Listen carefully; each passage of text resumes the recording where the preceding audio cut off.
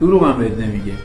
یعنی اگر که شما الان می‌بینی من این کفتر رو برشتم تاکسی درمیش کردم 5 تا گرو پیش من پریده، ضمن این که 20 تا 30 تا جوجه‌ش هم الان کجاست؟ مایه کفتر منه. آدم باید قدر بدونه. این روزی که حیوان زنده بود قدر ما رو میدونست.